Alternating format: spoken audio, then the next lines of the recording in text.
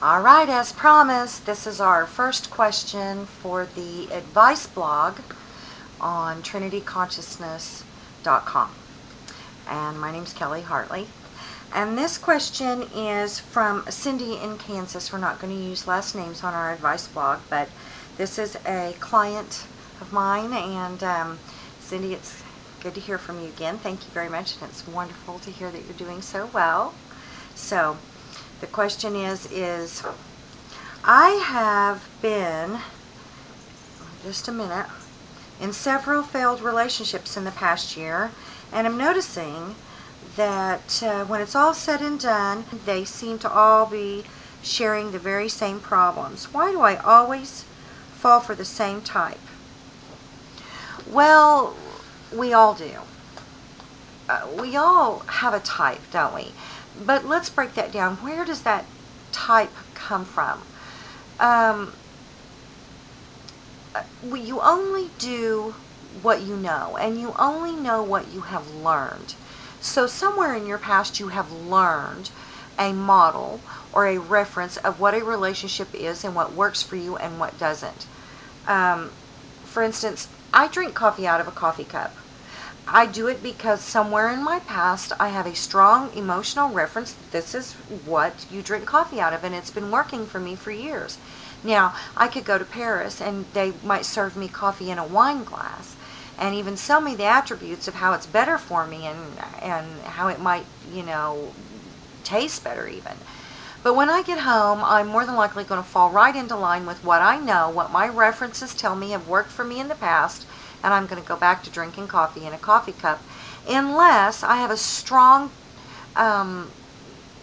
emotional situation that causes me discomfort and want to change, which is where you are right now. You're wanting to change the type of woman you're attracted to. So where's this type coming from? Let me explain that. Let me show you this little thing. I'm very high tech here, so this is the model of a relationship. Now, we all have a relationship model that usually has been recorded in your subconscious mind between the ages of birth and 12 years old.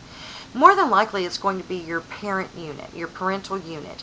Now, it could be aunt and uncle, or grandma and grandpa, or the neighbors down the street, or even the Brady Bunch on television, but more than likely it is where you have your strongest emotional ties, either positive or negative. It doesn't matter. Wherever your ties are, that's where your references are. Now, the person that you find yourself attracted to is going to have these types of characteristics, and you yourself will take on these types of characteristics because, after all, this is what a relationship looks like to you. This is what you've learned. Now, the interesting thing is you were saying that the people that you were attracted to all have the same kind of problem. So what I'm going to do is I'm going to make one person here a perpetrator and one a victim. This is just an example. I don't know that that's the problems that you're talking about, but I just want to show you how relationship models works. So, in this model, we have a perpetrator and a victim. And perhaps you feel as though you are a victim to the events of this other person's problems being acted out.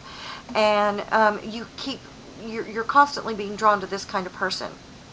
Until you take the emotional charge and cut the ties to this particular model that's constantly playing in your subconscious mind. This is what your whole relationship model is built on.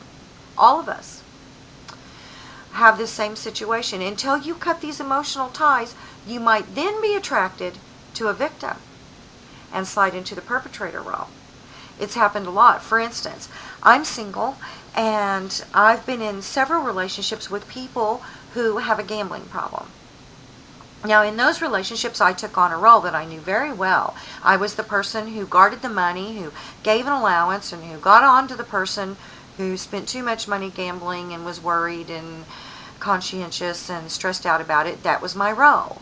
Now, I once was in a relationship with someone who did not have a gambling problem.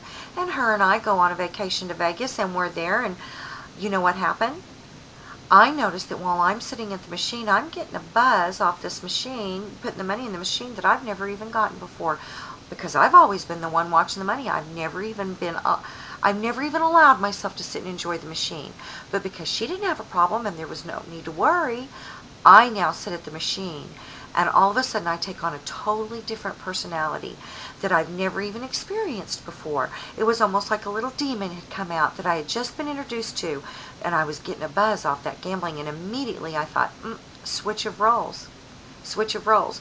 So what do you do about the negative roles and our negative references and the types that we're drawn to if you find that they're negative, or you play the negative role in your relationship?